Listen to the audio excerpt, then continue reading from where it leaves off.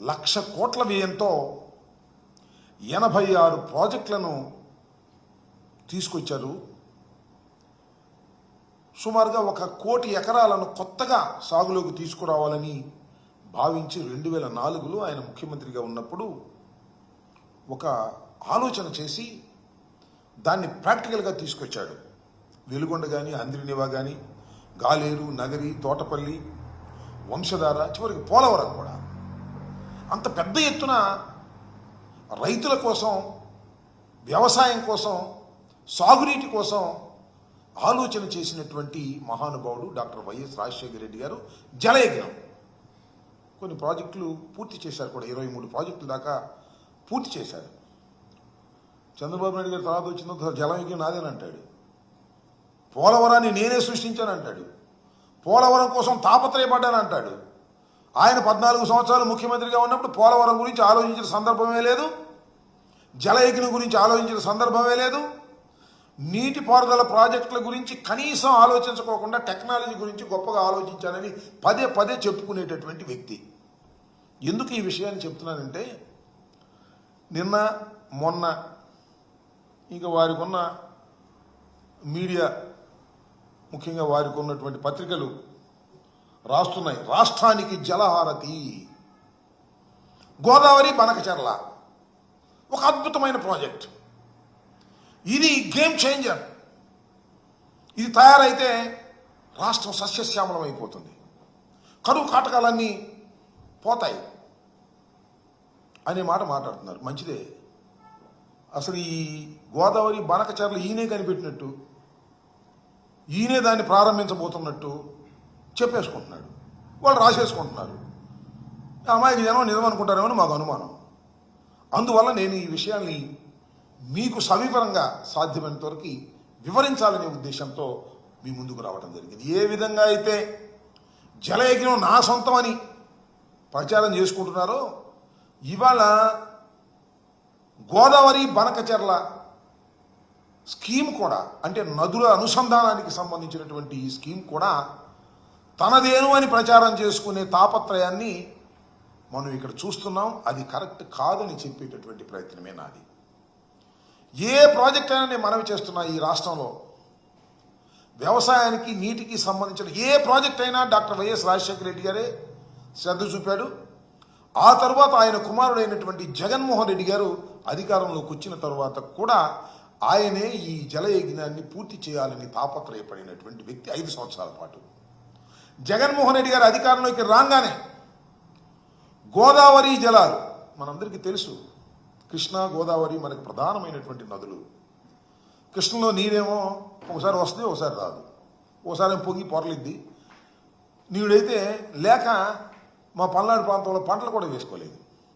అందువలన కృష్ణా జలాల మీదే పూర్తిగా ఆధారపడుకోకుండా అనేక వేల క్యూసిక్లు, లక్షల క్యూసిక్లు, టీఎంసీలు సముద్రంలో కలిసిపోతున్నటువంటి గోదావరి నది మీద పోలవరం ప్రాజెక్టును నిర్మించి దాన్ని కృష్ణా డెల్టాకు, అలాగే రాయలసీమకి వాడుకోవాలని ఆలోచన చేసినటువంటి వ్యక్తే కాకుండా ఆచరణ పెట్టినటువంటి వ్యక్తి డాక్టర్ వైఎస్ రాజశేఖర రెడ్డి గారు. ఆ తర్వాత జగన్మోహన్ రెడ్డి గారు అధికారంలోకి వచ్చిన తర్వాత గోదావరిలో పోయేటటువంటి నీరు 2000 టీఎంసీలు పోతూ ఉన్నాయనేటువంటి భావన చాలామందిలో ఉంది. దీని నుంచి కొన్ని టీఎంసీలను మనం కృష్ణా జిల్లాలకు వాడుకోవాలి, రాయలసీమకు వాడుకోవాలని, కృష్ణా డెల్టాకు కావాల్సింది వాడుకోవడం కోసం కాలువలు తవ్వారు, నిర్మాణం జరుగుతూ ఉంది, అది ఒక అంశం. ఈ గోదావరి బనకచెర్ల 3 దశల్లో పూర్తి చేయాలి అని ఆలోచన చేసినటువంటి మొదటి వ్యక్తి జగన్మోహన్ రెడ్డి గారు. ఇతని ఆలోచన కాదని మనవి చేస్తున్నా, చంద్రబాబు నాయుడు గారి ఆలోచన కాదని మనవి చేస్తున్నా, ఆయనకి ఇలాంటి ఆలోచనలు రావని కూడా ఈ సందర్భంగా నేను చెప్తున్నా. ఇలాంటి ఆలోచనలు ఎవరికైనా వస్తే తాను సొంతం చేసుకుని దీనిలో ఎలా సొమ్ము చేసుకోవాలో ఆలోచన చేసేటటువంటి రాజకీయవేత్తే నారా చంద్రబాబు నాయుడు గారు తప్ప మరొకటి కాదు.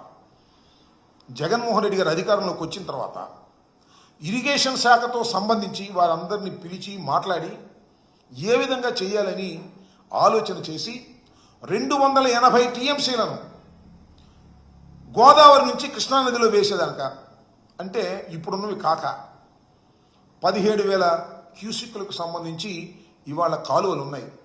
జగన్మోహన్ రెడ్డి గారు నాన్నగారు అయినటువంటి రాజశేఖర రెడ్డి గారి టైంలో ఆ కాలువలు 90% పూర్తి అయిపోయి ఇవాళ సరే ఎత్తిపోతల పథకం ద్వారా ఆ నీరు మనకు వస్తున్నటువంటి సందర్భాలు కూడా మనం చూస్తున్నాం. దీన్ని మరింతగా పెంచి సుమారుగా 40,000 పైచీలకు క్యూసిక్లను కృష్ణానదికి తీసుకురావాలని, అంటే ఈ వెడల్పు చేయటం కానీ లేదా ప్యారలల్గా ఇంకొక కెనాల్ని ఇది మొదటి దశ. ప్యారలల్గా ఇంకొక కెనాల్ని నిర్మించాలనేటువంటి ఆలోచన. ఎందుకంటే రాజశేఖర రెడ్డి గారు చాలా ఎక్కువ ల్యాండ్ని ఎక్వైర్ చేశారు.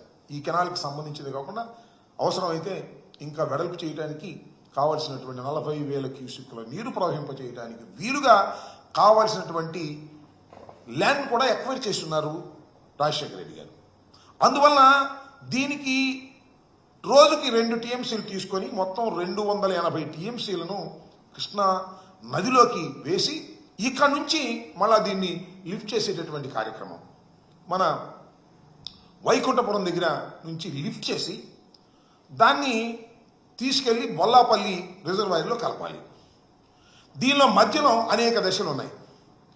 5 చోట్ల లిఫ్ట్ చేయాల్సి ఉంటుంది. ఎత్తు ఎక్కువ కాబట్టి సుమారుగా 166 మీటర్ల ఎత్తుకి దీన్ని తీసుకువెళ్ళాలి. వాటర్ని ఇక్కడి నుంచి లిఫ్ట్ చేయాలంటే ఎగువకు వెళ్ళాలి కాబట్టి అందువలన ఈ కృష్ణానదిలో వైకుంఠపురం దగ్గర లిఫ్ట్ పెట్టి దశల వారీగా 5 లిఫ్టులు పెట్టి తీసుకువెళ్ళి సత్తెనపల్లి నియోజకవర్గంలో ఉన్నటువంటి నర్సింగపాడు దగ్గర ఏదైతే టోటల్గా నాగార్జున సాగర్ కెనాల్ వస్తుందో 80 మీటర్ దగ్గర 80 కిలోమీటర్ దగ్గర దానిలో వేసి ఆ నీటిని అక్కడి నుంచి మళ్ళీ 90 కిలోమీటర్ దాకా నడిపి ఈ నడపడానికి కావాల్సినటువంటి అదపు నీరు ఉంది కాబట్టి ఈ 80 నుంచి 91 కిలోమీటర్ వరకు వెడల్పు చేసి పగడ్బందీగా అక్కడి నుంచి లిఫ్ట్ చేసి బొల్లాపల్లిలో ఒక రిజర్వాయర్ని క్రియేట్ చేసి 150 టీఎంసీలు అక్కడ నిల్వ చేసి ఒక రిజర్వాయర్ని క్రియేట్ చేయాలనేటువంటి ఉద్దేశంతో ఒక పెద్ద ఎత్తున 150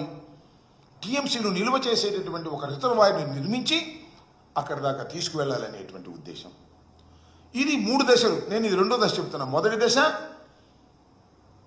గోదావరి నుంచి కృష్ణా నుంచి మళ్ళీ ఇక్కడి నుంచి బొల్లాపల్లికి 2వ దశ. 3వ దశ బొల్లాపల్లి నుంచి బనకచర్ల క్రాస్ రెగ్యులేటర్ దగ్గరికి తీసుకువెళ్ళడం. ఇది ఒకసారి మనం చూసినట్లయితే just I will explain the first map. ఇది పోలవరం, ఇది కృష్ణానది. పోలవరం నుంచి కృష్ణానది వరకు ఈ కెనాల్ ద్వారా వస్తుంది వాటర్. ఇది అవసరమైతే వైడెన్ చేసేదానికి లేదంటే ప్యారలల్గా దీని పక్కనే మరొక కెనాల్ని క్రియేట్ చేయడం ద్వారా ఎక్కువ క్యూసిక్లు ప్రవహింపచేసి 280 టీఎంసీలను ఈ కృష్ణానదిలో నింపేటటువంటి కార్యక్రమం. ఇక్కడ నుంచి కృష్ణానది నుంచి next this is Krishna river. ఇక్కడ నుంచి బొల్లాపల్లి దాకా ఈ బొల్ల మధ్యలో నరసింగపాడు దగ్గర కెనాల్ను ఉపయోగించుకొని ఇది 3వది. బొల్లాపల్లి నుంచి ఇది మన Veligonda reservoir. This is called Nallamala Sagar. ఈ నల్లమల సాగర్ నుంచి ఈ క్రాస్ రెగ్యులేటర్ దగ్గరికి ఇది 3 దశల్లో జరిగేటటువంటి ప్రాజెక్టు. దీని మ్యాపుల ద్వారా ఒకసారి చూసే వారికి అర్థమయ్యే విధంగా నేను ఎక్స్ప్లెయిన్ చేయడానికి ప్రయత్నం చేశాను. తర్వాత మళ్ళీ ఎక్స్ప్లెయిన్ చేస్తాను. అది అలాగే ఉంది. ఈ విధంగా 3 దశలుగా ఎప్పుడైతే బొల్లాపల్లికి వాటర్ రీచ్ అయిందో 150 టీఎంసీలతో బొల్లాపల్లిని మనం రిజర్వాయర్లోకి తీసుకెళ్ళామో అక్కడి నుంచి నల్లమల సాగర్కి తీసుకువెళ్ళాలి. వెలుగొండ ప్రాజెక్టు. ఆ వెలుగొండ అది 53 టీఎంసీలు కలిగినటువంటి ఒక సహజమైనటువంటి రిజర్వాయర్. సహజమైన రిజర్వాయర్ అంటే చుట్టూల కొండలు ఉంటాయి, మధ్యలో గ్యాపులు ఉన్నాయి. ఆ గ్యాపుల్లో బండ్స్ వేసేసారు. అది ఒక రిజర్వాయర్గా క్రియేట్ అయింది. చాలా ఊళ్ళని దాని నుంచి ఖాళీ చేయడం కూడా జరిగింది.